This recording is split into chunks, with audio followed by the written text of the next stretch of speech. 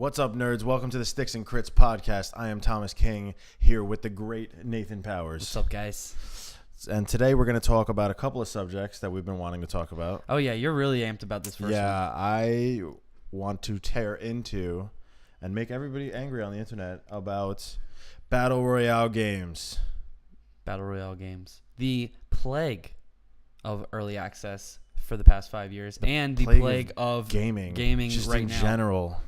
And after that, we're going to delve into our tabletop section with ways to challenge your party without combat. Did you almost forget? You almost forgot, didn't you? No, I Don't didn't. lie to me. I didn't almost forget. I was building up suspense, if you couldn't tell. Pregnant pause?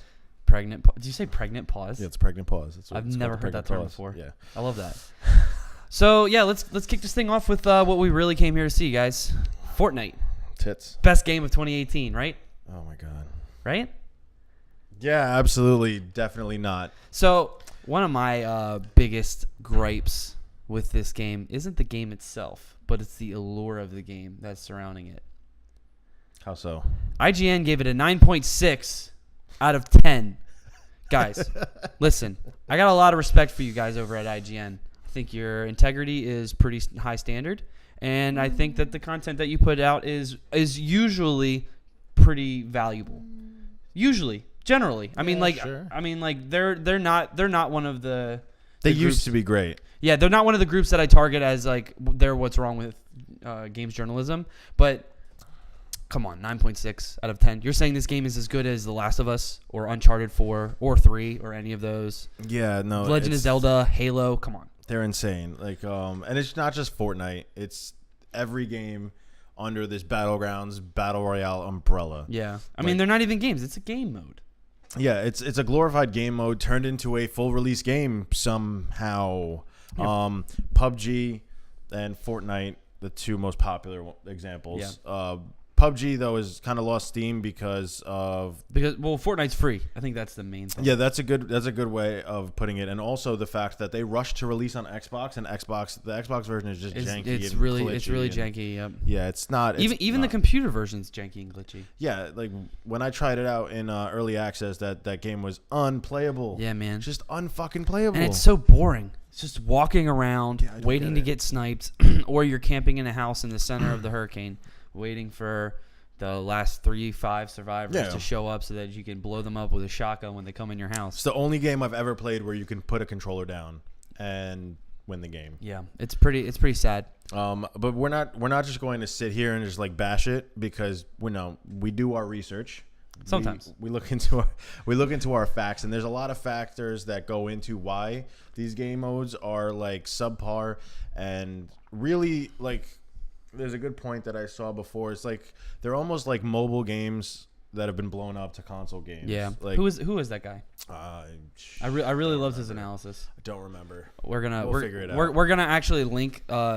I think we should link that review because I think he did a really good. He was good at. He was also just like really bashy, like super bashy. He was bashy, but he was backing it up. Yeah, I guess that's. I true. mean, he was like, this game is fucking horrible. Here's why. Like, yeah, kind of what we're doing, but in a more eloquent manner. Yes. Yeah. So I mean, the biggest thing, the one common factor through all of these battle royale games and all these battleground games is that they all have terrible shooting mechanics. Yes, I think that's at its core the worst thing wrong with it. Yeah, there's no way to get around it. Like, they're bad, and there's reasons that they're bad beyond it just being a twitch shooter. Mm-hmm.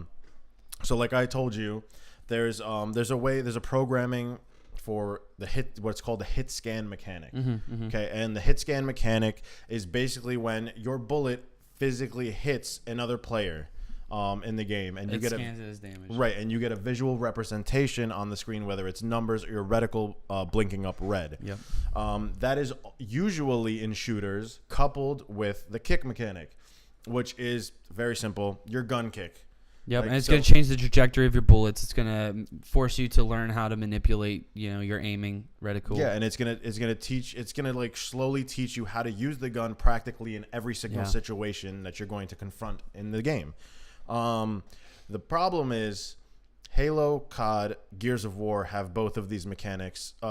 Counter-Strike as well. Yeah. They have them ingrained in their DNA, which is why some of these are widely considered the greatest shooters of all time. And even like early access shooters like Rust. Yeah, has a really great shooting mechanic, and their reticle is actually really small. That's when I gotta try. Yeah, you should definitely try it. Like in the beginning, it wasn't as great, but that was mostly for like lagging and kind of glitching reasons, not like mechanic setup reasons. Right.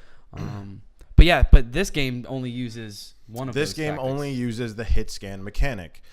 So, like I said, do our research here. We're doing facts. Like, this is a factual reason why their shooting mechanics are bad. They're bad. It's incomplete. The hit scan mechanic is just one half of what they usually use. Now, other people, like, you can use this.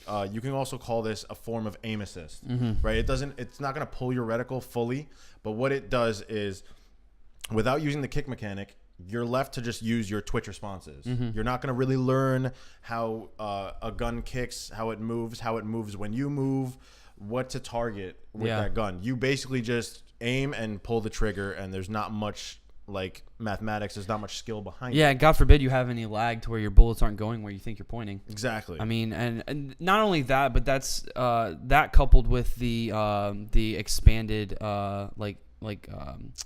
what would you call it? The boundaries? The boundaries, yeah, the expanded boundaries over the players. Yes. So you could shoot someone in the head without even hitting them. Right. So the boundaries, like the example I use is 2K, because for the physics in 2K they use a boundary system where it's created across each player. So when you're backing down a player or you go in for a dunk, it looks like you're making contact without actually making the contact and like glitching and clipping through the player. Them, yeah. So Fortnite and a lot of PUBG and all these battlegrounds games, they have the same thing. Your player has a boundary. So if your hit scan mechanic reads the boundary, which could be here, that's hitting damage. You're hitting damage, but you see it's not touching me. As opposed to other games where you have to hit here or here or anywhere on the actual physical representation of the character. It's even more blatant in Fortnite because you can actually see the bullet path. Yeah, you could see like it's going over their head, and you could see the markers pop up for damage. I mean, this just makes it easy for little kids to get good at this game. Sure, I mean, and the market is for them. Like it's to get them hooked into this so that they can sink money into the microtransactions. And it's a steady stream. It's like, Mom, this game's free. I just want to buy this $2 here, $2 here, $3 here, $5. Suddenly you sunk $100 in the game in a year. Less than a year, probably. Yeah, I mean, kids with their mom's credit cards. Yeah, and like that's the thing. I argue. I even argue with my best friend over this. We grew up together playing Halo and Call of Duty and all these great shooters. Yeah. And when he tells me that he thinks these games are great, I question him and press him on everything because they're not mechanically sound. Yet we played those games together, and he's a huge fan of Dark Souls, which is as mechanically sound as a game can get. Yeah. But yet you're going to play a game that's nowhere near it on any type of level. Even older games like GoldenEye had much stronger game shooting mechanics, right? And that one only uses the kick mechanic. That one only used the kick mechanic. There's a slight pull of aim assist, but not really. It's not really. It's no. not. I think that was more of like the floatiness of your. Yeah, and the turning was really floaty in that. Also, game. that game was made 20 years ago. Yeah, a long time ago. Yeah. Yeah. There's no hit scan mechanic in that game. There's no visual representation of damage. As far as your reticle doesn't even light up. There's no reticle, there's no damage. The only thing you see is like when you actually down a player, they just fall. And like blood splatter. Yeah, that's your visual representation, but you're not actually getting like a moment to moment shot that you're dealing damage to this person. But, it's GoldenEye. Come on. Yeah. I mean, like I said, that game was made 20 years ago, but it's just sad that you have more skill involved in a game that's 20 years old than you do in a new release that has had a lot of time to develop, a lot of R&D done into it, and it can't stack up. It looks pretty. Yeah, and it's making a ton of money, and it has concurrent gamers and players. $1 billion already, right? Yeah, so over its lifetime in microtransactions, it's made over $1 billion, and the even more staggering on cosmetics. Yeah, and the more staggering number to me than just the $1 billion it made is that in I believe it was January of earlier this year. It made $300 million in 1 month. 1 month. That's crazy. On a game that's basically selling you on one singular experience. A game mode. Yeah, that never changes. One map. Nothing. like barring from like the comet and all this stuff, but like it's not different maps. Yeah, there's not different ways to really play this game. Yeah, they just changed the guns and the RGN algorithms and the RNG. Oh, random RNG, number generator. Yeah. What did I say? RGN. Yeah, it's based off of D20, bro. Come on. Yeah. Everything is based on a D20. RNG is the other reason that these games aren't high up on the list, because you know you get a random drop. Yeah. Like, and you have to find, you could either get lucky or unlucky, and I'm not saying it's just one of these reasons. It's everything coupled together. It also it doesn't really create a meta that you have to figure out. No. You know what I mean? Like Call of Duty, you know, each gun had its strengths and weaknesses, but everybody had access to them eventually. Yeah. And you had to figure out the best strategy to go up against other strategies that were being implemented and combined together. And then you had patches coming out to nerf certain things that were broken. For instance, the Spaz 12's range, or the FAMAS's damage with its coupled with its accuracy. Yeah. You have all of these things, and you know, to like Fortnite specifically, to their credit, they do update and change their meta in their gun drops. They change their TTK every day. They change their TTK fairly like often. I wouldn't say like super. It's almost often. daily. Yeah, but I don't know if the TTK is getting changed that much. Right. For those that don't know, it's time to kill on the weapons. So basically picking up the strongest weapon in the game, or the quickest shooting weapon in the game, and being able to down someone in 2 seconds. Yeah, it's your DPS. As opposed to, kind of. Yeah, either you're hitting them slowly with a big damage weapon, or Yeah. you're hitting them quickly with low damage weapon. Yeah, and like Destiny's the biggest example of that, because they're constantly changing their time to kill. Yeah. All the time. They're like flipping the meta on its head at every chance they get. And even that's still not a good game. No, because there's See, that's the thing is like I really wish there was less aim assist in that game. Mechanically, Destiny's crisp. Yeah. Like, that's an awesome experience. The gunplay is great. Yeah. Like, it's smooth. And movement's nice. Yeah, everything about it is just smooth and flawless. There's no jankiness. There's no lag to the weapons. I mean, it's Bungie. Yeah. I mean, what do you expect, really? But they have the same problem in that there's not tons of variety in the gameplay, and it's very repetitive because it's grindy as shit. Yeah. It's super grindy. Yeah, because of the RNG. Yeah, exactly. And it has the good mechanics. The raids are good too. Yeah, a couple, like Vault of Glass was dope. Yeah. Vault of Glass was awesome. Oh my god, I always forget the name of it, like the Taken King one. I forgot that one. King's Fall. The King's Fall raid, that was awesome too. But yeah, I mean, come on, guys, with the fucking battle royale shit. Really? That's like saying that you took Capture the Flag from Halo 1 and then sold it for $30 and made it a game. Yeah. And you sold different colored armor. And you're trying to tell me that this is a full game. Yeah, it's just no. I think this is kind of going along with the problems that are brought up with early access games. People come up with something that's quick and trendy and like flashy, and people buy into it, and then it spreads like wildfire, and then it's, you know, burnt out within, you know, 2-3 years. Yeah, I mean, look at all this stuff that's happened from these battle royale games. Fortnite and PUBG like have cultivated this type of community and this like fervor around their games. Yeah, by basically stealing H1Z1's idea. Well, I mean, yeah, the guy from PUBG, that was him. No, I know, but like still. So, yeah, they took that game mode and turned it into a game, and now all these other people are doing it. Like, a big example to me. It's like bad drugs. Yeah. A personal example to me was Cliff Blazinski, who worked for Epic Games, who fathered Gears of War. Yeah. Like, fell into this trope. He made a game about he made basically a game that was kind of Overwatch-esque, but not really. In Lawbreakers was fun as shit. I played that at E3. It was awesome. But then he went and made Radical Heights, which was just a clone of Fortnite and PUBG, and it was bad because there was nothing to do, and it was the same thing. And I'm just wondering how long it's going to actually take for people to realize that about these other games. It even took down the culling.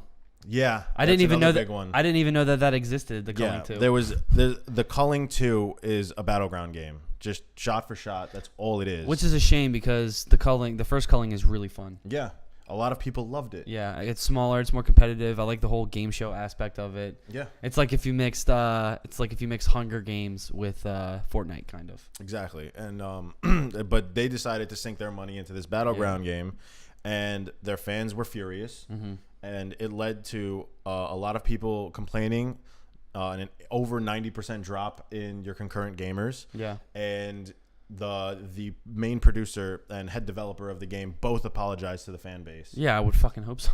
Like, come on. Like, it's going to fall It's at like the getting wayside. caught with your pants down. Yeah, because these popular games and these popular developers that are picking up this stuff, people aren't buying it. Yeah. Like that. Like, People that aren't kids. Yeah. Real gamers. The gamers, like, but see, we can't even, I don't know if we can use that, because when we were kids, Yeah, we played dumb shit too.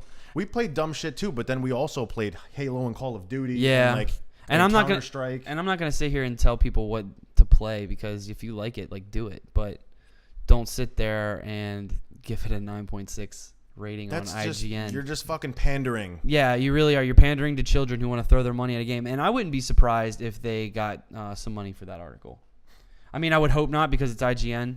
I would think that they have better integrity than that. There's always been rumblings in the past, and like as far as I know, there's always a thing with the developer. If the developers or the publisher is sponsoring, like IGN or any company in general, yeah, they're gonna give them a fluff review. Yeah, most of the time the company wants a good review. Yeah. So if someone were to go against the grain, like who? like Jeff Gershman or Jim Sterling, Yep. like those are prime examples. They both went against the grain. Journalistic integrity. They you were gotta keep cast it. aside.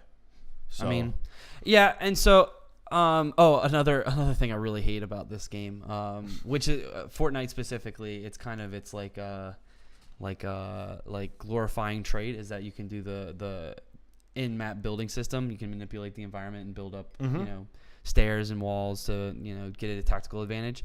They basically just ported over Rust's building mechanics. Yeah, you were saying that before. It's almost identical. The only thing that they took away was the limitation of having to connect all your things together. Like in Rust, you have to be able to build it on a designated stable ground, and everything has to be able to touch wherever your foundation is. Right. Fortnite, it's compelling looking at them side by side how similar it is, because instead of like a radial wheel for Fortnite, it's an actual like wheel that you see on your pin, and you can do everything like just as quick. You drop it, click, click, click, you're dropping everything. Right. Like it attaches the same, and attaches just as quick, and it pulls from the resources that you collect. So that's interesting, because I wonder if from what you're saying, I'm wondering if like Fortnite, if the developers kind of pulled a lot. I mean, I'm sure they copied everybody. I'm sure they pulled a lot of influence from Fortnite. Well, from Rust. From Rust, yeah. Well, Rust actually had a Battleground. Yeah. In 2014, 2013, like around the time H1Z1 was doing it, but theirs was much better. It wasn't like a But didn't they drop it, or no? It still goes. Oh, it still goes. But it's part of Rust. It's not like its own game. Got you. So like when you It's paid just an activity. I paid $15 for the game, and I did a lot of them. They also have the other game mode. It's a game mode. Yeah. They have different is what game it should modes. be. Yeah. But this one was, I think, a lot better, because first of all, the shooting mechanics are really good in Rust. They're not as much back then as they are now, but they're still solid. But everyone would start at different areas of the map, and there was no like hurricane. Everyone had to go to the center of the map, and the wall was constantly moving in. It wasn't like a timed thing. Okay. So you were like in a race to get there, and there were loot boxes like throughout the map, but there was also airdrops that you could raid. Yeah. For same thing almost. And in the center of the map, there's nowhere to hide. Wow. You are in the center with 5 or 6 or 3 really, really good shooters coming to take your head off. especially if people would like team up, because like there wasn't teams, but people would go in as pairs and group together. That's and just crazy. Kick everybody's ass. That's hilarious. So like you had to fight against that too. Yeah, it's not an actual team mechanic to it. That's kind of crazy. Yeah. That they would just form an alliance and just be like, fuck everyone. Well, no, it wasn't even forming an alliance. You would go in with your friend and just have your Discord open. Okay, where are you at? I'm here. I'll meet up with you. Yeah. And, get what you can get on the way. And if you die, oh well. And then you would be the last two standing, and one person would take the victory. Yeah. Sounds about right. That's cool. But yeah, so like I feel like a lot of these A lot of these battle royale games aren't innovative at all. They're just porting over stuff and building on a fad that's going to die out. Yeah, it's a shame. It's going to die out because they can be putting resources to the better use. And you know what's funny? Fortnite was actually a good game before they went into Fortnite Battlegrounds.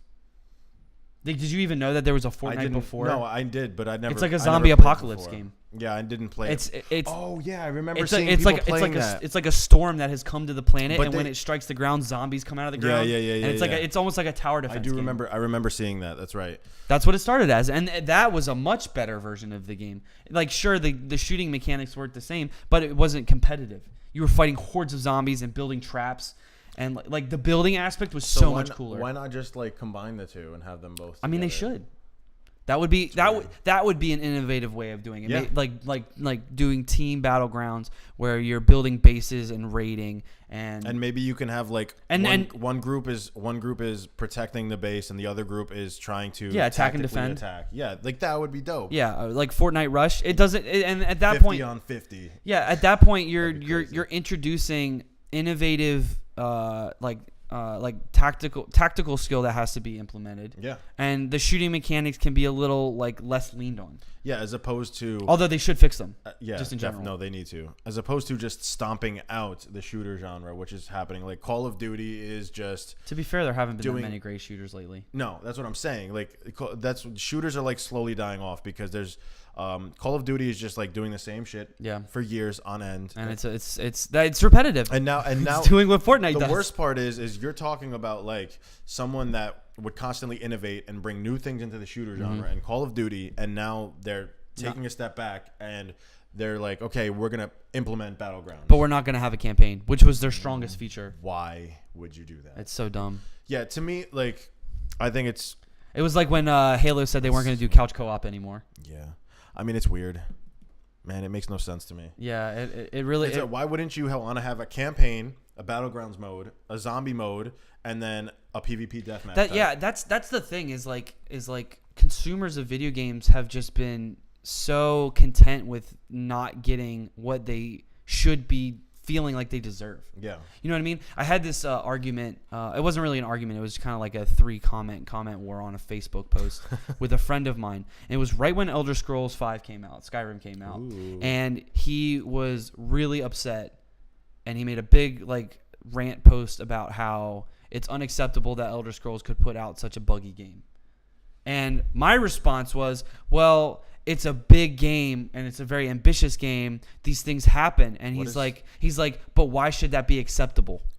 Why is it okay for a developer at that prestigious level, Bethesda, one of the top game developers of all time, why should it be acceptable that they put out an incomplete, unfinished game? Well, first, it's just as bad as early access. My question to him is, first off, where have you been? Because Bethesda's been putting out buggy games for years. Well, no, that was his point. Yeah, that was his point. Is like Bethesda puts out great games, but you look at Fallout 3. Fallout 3 was not very buggy. Like there were like a handful, like one hand. Sure, it wasn't as buggy as the rest of them. But like when Skyrim came out or Fallout 4 came out, they're super glitchy, super buggy because they want to make those release dates. Yeah, because they want to make those release dates. Yeah, release now, fix it later. They're always too ambitious. And lucky for them, they are, they're well off enough to where they can afford to actually build the patches and consistently put them out so that fans will eventually be happy. But his point is still, I think, very valid. Yeah, well, unfortunately, that's the world of video games. Like, some game developers take the shortest route to make the most money. Yeah. And they take all these shortcuts, and what happens is gamers become complacent. Yeah, and the buck has to stop with us. Yeah, somewhere. It has to stop because this is madness. Like Battle Royale, as we've said, like we defended point to point why these are bad games and why they're bad for games in general. I think it's more they're bad for games in general more than that they're bad games because there are bad games out there and people just don't play them because they're bad. Yeah, but this is like kind of pulling the wool over people's eyes because it's almost like a drug addiction game. Yeah, it's close to it. Like you get that, like, oh, what am I going to get next? That loot box type feeling of. Like I really want to watch Rooster Teeth rage quitting Have you ever seen that show, Rage Quit? Yes. Yeah, I would love to see him play Fortnite. Yeah, it'd be instant. That would be amazing. But man, I just battle royale games just drive me nuts. And me personally, I've been getting those feelings about shooter games for a long time. Not like Battlefield series. I hold a special place in my heart for the Battlefield series. But like all these other first-person shooters, like even Overwatch, Call of Duties, I just don't have fun because either I'm dominating and it's like a hollow win, or I'm getting shit on by 5-year-olds that have nothing better to do with their time but stay at home and play games all night, not doing their homework, and get really good. It's just not fun for me anymore. So like I've kind of like fallen out of the first-person shooter genre unless it's like a story-driven or Battlefield. But yeah, I think it's just because the competitive nature of shooters have like kind of fallen away. Not to say like Call of Duty still has their tournaments and all this stuff, but like just the straight competitiveness when you're sitting online at home with your friend and you're like, all right, let's group up and let's like just crush some shit. Yeah, that's the best aspect of these games. Yeah, and there's nothing like, and you can't do couch co-op anymore. It sucks. You can't get that with a battle royale game. No, you Like- can't even get that with new Call of Duty games. Yeah, that's Couch co-op. You know, that's true. That's a topic for another day, though. Couch co-op. It's a shame because that's the best. That's like what video games is all about. Yeah. Well, we've What it come into should've a been. different age now, Yeah. anyways. But the whole point of this is to not allow this to get out of control. Yeah. Because I want you to stop buying shitty games. yeah, just like For all of us. honestly, sit next time you play Fortnite or you play PUBG or Radical Heights for whoever the hell is still playing that. Just take a second and really kind of try and dissect the game. Like look at what you're shooting at and kind of follow your shooting patterns, follow your enemy shooting patterns and where your bullets are going, and just realize that like you're playing a twitchy shooter. Like, and that's pretty much all you're playing. If we were to take any of these Fortnite players, if I was to take Ninja and put Ninja into a game of Halo right now, I would crush him. he would get his ass whooped. I would crush him, and I think that should be your barometer of whether a game is good or not. Is to take a game that you've played, try to transfer that skill over to a game that is notoriously super competitive. Yeah. Like even Call of Duty Black Ops 2. Yeah, and that was like kind of the That was last my least good favorite. one. Oh, I didn't like that. I had one. fun with that for a little bit. Yeah.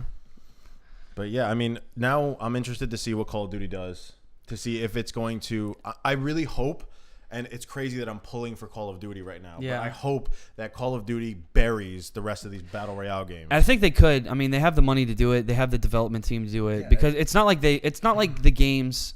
That's not like Call of Duty games are bad because they're bad. They're bad because they're repetitive, not innovating, not changing much. I mean, it's still going to be the same thing with this one. I know. Not innovating, repetitive. But their battleground might be fucking awesome, and that would be Yeah. very refreshing. That's true. Because it's a game mode in a game that you're already going to buy. Yeah. They should not take out campaign though. No, that should have been kept in, and I'm Yeah. sure it's. They've been getting complaints about it.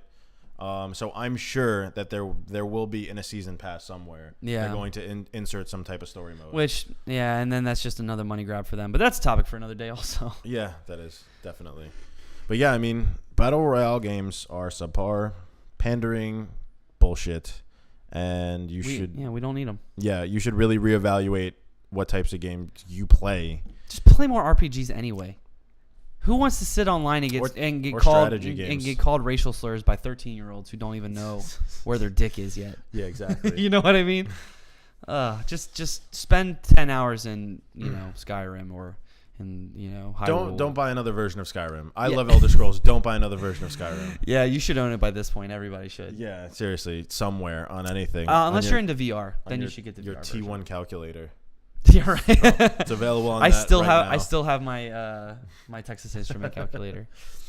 But no, I think we kind of annihilated battle royale games. Yeah, and factually so all of you, I want all of you to go do your homework. If you play these battle royale games, go look up hit scanning, go look up the kick mechanics, go look up aim assist, and then you'll kind of realize what we just said to you is like very true. This game's shooting mechanics is trash. Yeah. And understand what you're playing. Like I understand the crafting is fun. And it's not innovative. Yeah, it's not. The crafting mechanic is fun, which sure. But if I can jump in, having not played many battle royale games, and just sit in a room waiting for everyone else to die, and then jump out and kill someone. Yeah. there's I no won skill my involved. first 5 games of PUBG when I started playing it. It's insane. Yeah, and I'd never touched it before. Yeah, I think I won 2 games of PUBG and 1 game of Fortnite. I have not touched Fortnite. I only did the non-battle I royale played version. four games of Fortnite, and I was just like, I don't get it. Like, Yeah. this is boring as shit. Like, it doesn't make sense to me. To be fair, we are very well-versed, experienced gamers. Yeah, that's like playing Call of Duty and just going and sitting in the fucking corner Yeah. and just doing nothing. Yeah, that's not fun. Like, at least there, you're constantly interacting with every person on that map, and you have about You're a little forced to as well. a 5% chance in battle royale games to interact with other people. Yeah, it's a walking simulator. Yeah. But anyway, I think that's all we need to really cut me dump off on this because topic. I'll go for an hour. I have way more shit to talk about with this. Yeah, well, we don't have time for that. We may do a part 2 because that was only half the stuff I wanted to talk about. You know what else needs a part 2? Dinner. Dinner needs a part 2. Dinner part 2. Supper? No, dinner, then dinner. It's then breakfast, second breakfast, Yeah, afternoon after. tea, lunch, dinner, supper. Get it right, nerd. Dessert. No, dessert is in all of those meals. What? Dessert isn't a meal. No, dessert deserves to be its own thing. Dessert isn't a meal. Dessert Yes, is it a is. course. Have you ever put ice cream on apple pie? But dessert isn't a meal. That's a meal. It's not a meal of the day. That's it's an itis meal. It's a course. You're a course. Fucking ridiculous. Anyway, let's move on to our tabletop segment where we're going to be talking about non-combat challenges for your party. Oh, dope. But first, Trying to have sex with NPCs. yeah, I mean that works. But first, we're gonna hear a lovely word from our lovely sponsors, RollForItDice.com. Vote for it. They are a wonderful subsidiary out in New Jersey. And they came up with the lovely idea to give a subscription for dice minis and any combination of the two. They also do like little like trinkets, you know, necklaces, pins, things like that. They're really great. Everything. They make me more antisocial than I ever have been before. And I'm so happy about it. It's the best. RollForItDice.com is a monthly subscription where you can pick up tons of dice, miniatures, even some Legos, and the great little trinkets that they supply you monthly. Look at that sexiness. These guys came up with a brilliant idea to get people on a monthly subscription. So instead of going around perusing at stores, having to interact with human beings, you can just pick them up on their Patreon. And it's lovely. You can get 4 sets, you can get minis. They just supply you with everything you need. I got kind of sick of going online to Etsy and trying to find specific users and everything, but they have it all right there on their website. And it's great to have that. So don't forget to check out RollForItDice.com and their accompanying Patreon. All the links will be down below.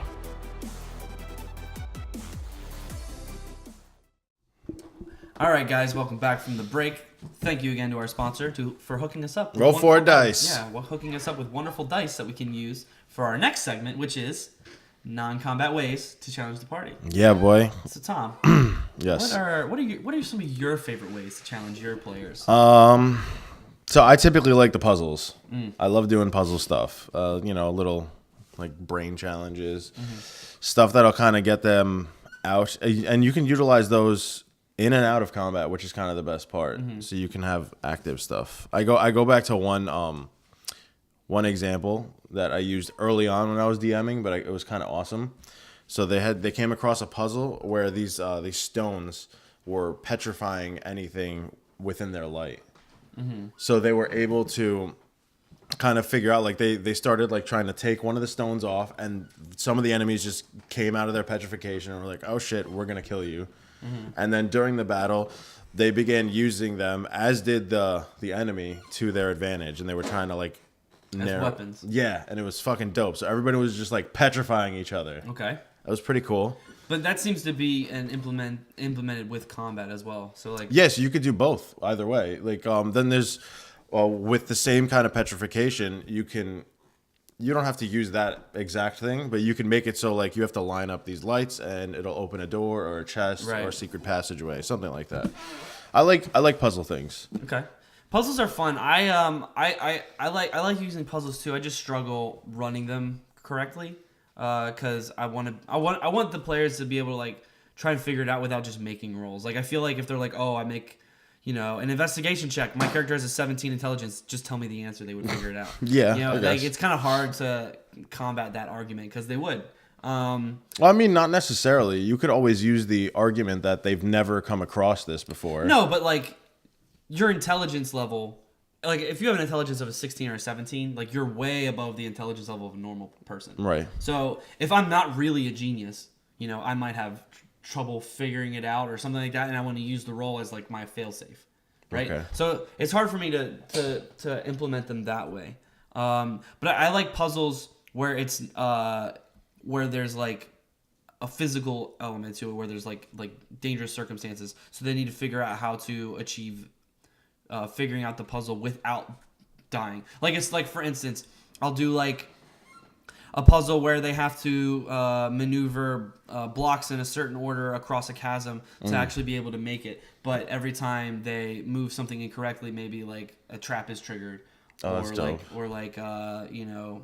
they take damage or it resets and it's taking time and maybe they're being chased. So like a jumping puzzle or like something close to that kind of? Well, that's just an example I made up off the top of my head. Okay. But like I like to implement some sort of negative to the puzzle, like because if you're sitting with the party and you have a puzzle and they just can't figure it out and they're not rolling good, they're just stuck. Right. So I want the puzzle to be simple enough for them to know, like, relatively what they have to do. But there's a negative consequence for their failures. And so it's really like them against the clock or like them against dying, something like that. Well, wouldn't the best way to use those is kind of to utilize, so you build a party or a puzzle specifically for your party. Yeah, so you tackle their like strengths and weaknesses. So like at one point you need a strength check or an investigation, like you said previously, maybe even a constitution check if they fuck something up majorly. Right. It has to be like multifaceted. It can't just be like. And also knowing what spells your party has access to can be really cool because like you could the whole part about like a dungeon dive is taking resources away from the players to challenge them. Right. So like if there's something that is pretty hard, but like, oh, I'll just cast levitate or fly on these party members and we'll just fly over there and flip the switch and then the bridge goes over. Well, you took a spell slot from them. Yes. Right? And make it I always make it abundantly clear in my dungeons, I don't know about you guys, that a long rest is a bad idea.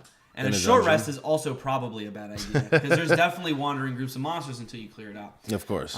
So using time as a weapon, I think, is a really key component to all of these things, specifically in the dungeon. You could even make it like a double whammy if you want, and they have to make all these checks to get across, and maybe have them expend spell slots. So like possibly a door or a gate or like some kind of portal that you need to cast specific spells on in a sequence to open it. Yeah, maybe. So that way they're like, okay, guys, they're cautious to even go through once they open it because they're like, I just expended like most of my spell slots. If we get over there, I'm not going to be able to do anything. Yeah, and we might be fucked. Caster without magic is just a peasant. Yeah, he's just useless. Just useless. He's just a really smart guy.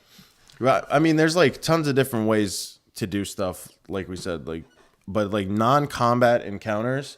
Some of the best ones aren't even necessarily puzzles. They could just be social encounters. Yeah, I really like implementing tricky social encounters in my games, especially something like a party or like where there's like a lot of like debutantes and like high society, and also really like working with like the guards. Like having to interact with them. Yeah, just like that's having the fun. party have to figure out how they need to navigate through those social climates. Yeah. Again, it's always the most charismatic is trying to figure out how to talk them off a cliff or something. And the intelligent guys are trying to figure out a way around the entire encounter totally. So, I mean, it's definitely interesting. And I like throwing a curveball at my players too in a social encounter. Like, they're talking to somebody that isn't necessarily the most charismatic or intelligent, but the way they get through that is by having high athletics. right? Oh yeah. Like to get through the social encounter, you need to show that you are like this character, this NPC only sees value in a character who is like physically adept, whether instead of like having a silver tongue, right, or being able to convince them with argument. Like they don't care what you have to say, just do this thing, and maybe they'll like let you pass or give you the information you want or something like that. Do don't say. And it really kind of throws the party for a loop when they come up to talk to somebody, and you're just like, all right, make an athletics check. What? I'm a bard. What am I gonna do with? I can't do with this. My body. So that's a really fun thing to do as well. Yeah. Then there's like we were talking about it before. There's like the simple stuff like that happens: bar fights, arm wrestling contests. Oh yeah, and bar games are the best. Yeah. Like they're always so random too. Like having a card game. Where like the stakes are pretty high, or like the threat of combat looming afterwards if you like try to cheat. Yeah, it's always really fun. And just like filling your world with interactions that aren't combat is really going to help flavor your game. And it's not the hardest thing in the world, but it does take time for you to flesh it out. And a lot of it is improvisation, so you really just need to practice your improv skills. Yeah, pretty much. Unless it's puzzles in a dungeon. What other ways, Tom? Man, I'm not as skilled a DM as most, but that's pretty much where that's where I can go. Mm-hmm. Like I love the in dungeon puzzles out of that.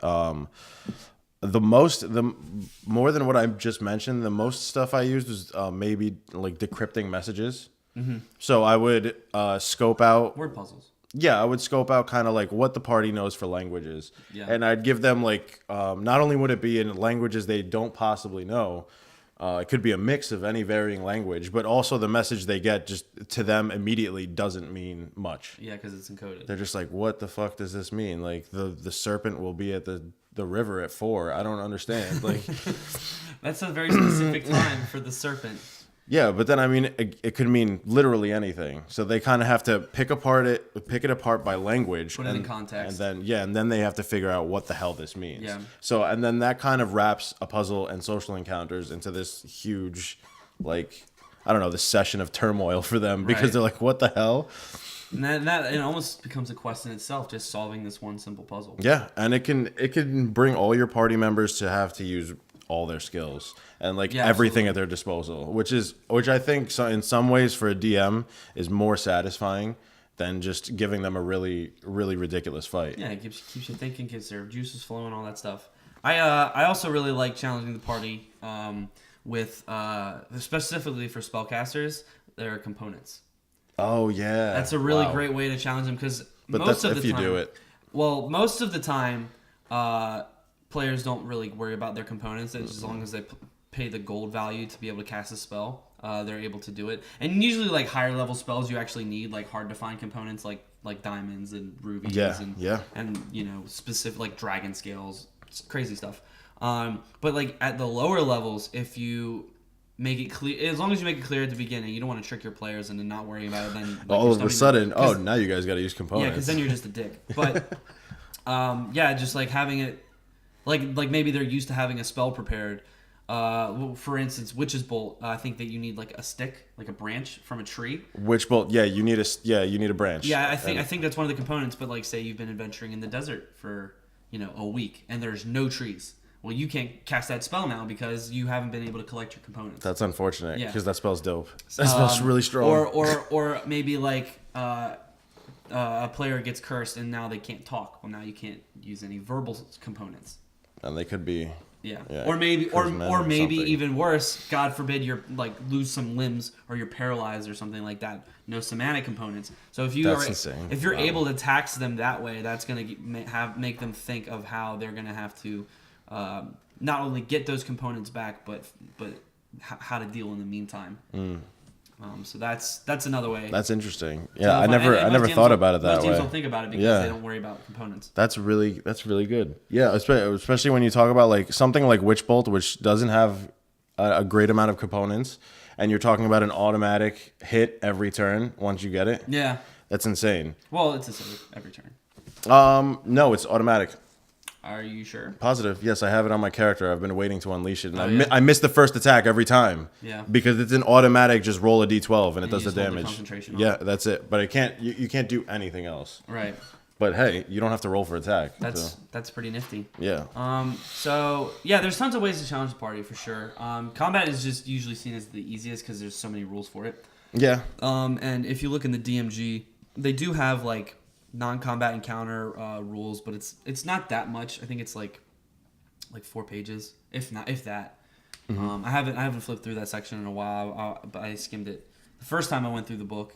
And they give you a lot of social encounter ideas, but they don't really teach you or give you good tips on how to just innovatively challenge the party. Right. I think that's something that's lacking. Well, I mean, it's pretty cut and dry. Like everybody goes for the tropey stuff. Like we've just been talking. Everything we've mentioned is kind of tropey, except for what you said with the components. Because I would have never thought about that. But you sit there and it's like something you can utilize in and out of combat. And besides the social encounters, like the only other things I can maybe think of is maybe you would think of like a murder mystery where you have to do like more detective work. Right. And it's not so much one aspect of just talking to people. You have to find clues and connect the dots. Yeah, you have to kind of understand like every like layer to what's going on. Yeah, in one of the games I'm DMing that you're playing in actually, it's like a semi-murder mystery. Yeah. The party is staying in an inn. There's a murder. They're trying to figure out who did it. They're chasing this little creature around. They think it's one guy, but it turns out that it might be an imposter. So there's a lot of like different elements to it and a lot of running around, and they have all their clues listed out, all the things they know, and like all their suspects. And and it's interesting. Now they're stomping around in the dungeon, and it's getting crazy. Yeah, it's been pretty. We've been heavily trying to like I've been trying to slip into the guard every single time with my disguised self and kind of acquire information that way. We've tricked butchers to get like tickets to a concert. I had no intention of using. Yeah, and then like all of a sudden we're doing all this stuff. So I mean, it's great that way. Yeah. But like we weren't expecting any of it. No, and especially like you missed the last session, but now it's getting like really wild in the dungeon. They encountered a ghost.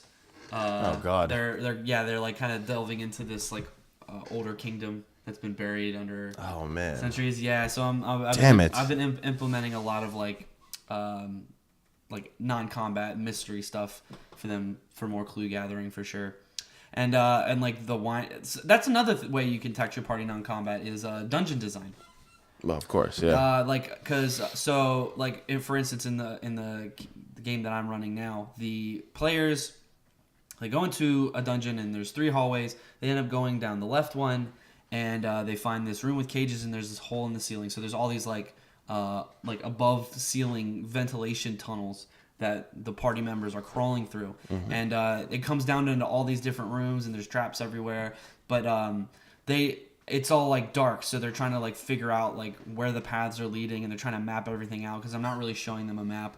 Oh, that's cool, yeah. So they're trying to, and then like also like while they're in the tunnels, the monster that they're tracking down like turns the corner and they see it, so they have to run away from this thing in this tunnel. And I don't want to turn that into a combat scenario because that would be a nightmare to run. Like, okay, it's just like a small. It's like the Battle of Thermopylae. Did I say that right? Thermopylae, yeah. Yeah.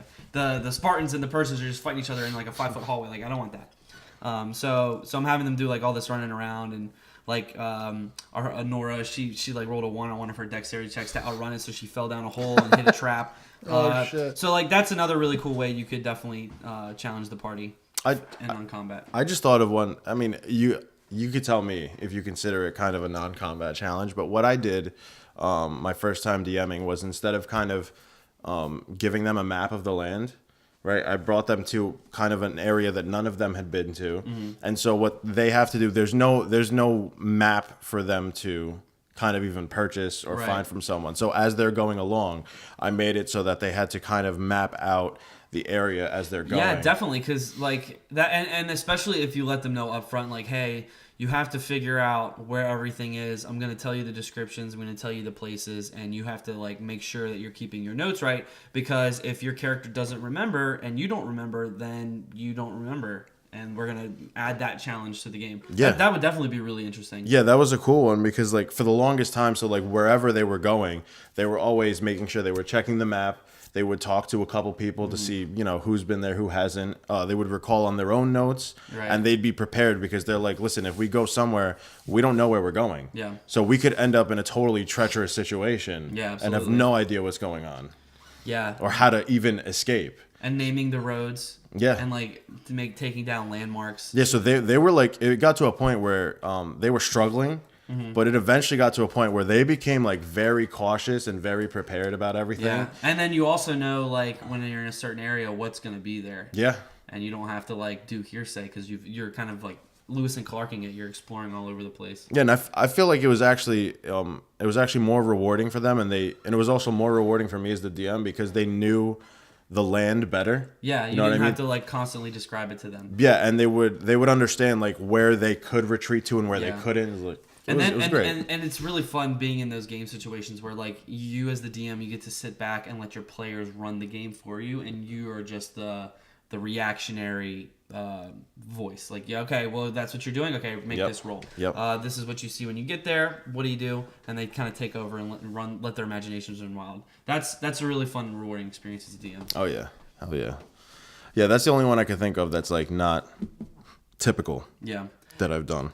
And it's we always say that it's fun to have an encounter or a session where there's no combat. But I don't necessarily want like a social encounter session every game. I do like having that threat of death looming over the party, just to keep tension because like it's like a movie, right? You want everything to have its ups and downs. You want it to be very dramatic at other points and very relaxed at other points, and then you want your apexes and whatever arc you're doing, and then you want your resolution at the end there. And so you want that tension to be constantly building at the points that you want it to be. So strategically implementing non-combat challenges is going to be a really fun way to just not having the same boring old, all right, roll initiative, fight, pull out your swords, cast your spells. That's definitely true. Yeah. Session, but you can still have that like looming threat. You could still do that. Like I think the traps is a great way. Traps are always like a number one way to do it. I think if you want to go for something a little less traditional, even putting your party in kind of an unknown like political scene. They could totally fuck something up very quickly and understand that they're in real big trouble. Or maybe they have to like go and gather a lot of information and make sure they're getting the right information. And if they bring back the wrong information, it influences the decision of whoever they're getting it for, and then that's the wrong move, and it changes the whole climate. So that would be really fun to do. Put like a political espionage, Watergate. Yeah, and they could approach the king or whoever it is, yeah, and give them some type of information that's totally wrong. But they don't know it's wrong. Yeah, and then the king acts on this type of information, and it fucks whatever he's attempting to do. Yep. That would be a really fun thing. And to possibly lock him up, and then you have another non-combat challenge where they have to escape from jail. Yeah, escaping from that's prison, a very typical one though. Yeah, escape from jail is usually devolves into combat because the fighter rolls bad on their stealth check. Always does. Or whoever has bad decks. I also really like implementing, like separating the party. Forced separation of the party and breaking that contact, especially when players aren't there. Like if a player doesn't show, for instance, like we had 3 players who didn't show up to our session this week, and so I had it, and you're gonna find this out anyway because you need to get the recap. Thanks. So the party had entered into a combat in a tomb area with a bunch of skeletons, and Tom's character had found an artifact that seemed to have some sort of control over them, so he was trying to figure that out. The party decided to move on in the dungeon, and as soon as he crossed the threshold, there was a cave-in, and him and the 2 party members who weren't also there were just so happened to be at the back of the order as created by it was so funny because the players that were there were just like, oh, we'll put these 3 in the back since they're not there, they'll cover the rear. Well, they all got caught and separated in this cave-in. Oh, Jesus. And then it made the party have to figure out, well, how do we get back to them? Because there's all these winding tunnels and ceiling vents, so we need to get there and figure out how we can get them out. Fucked. So then they finally get back and they're gone. So now they have to figure out, well, where the hell did they go? So now they're searching for secret doors and other rooms, and there's a lot more interaction with traps and things like that. So using that device, separating the party, is going to challenge your party members. So that's what I'm walking into next week? Don't worry, you're fine.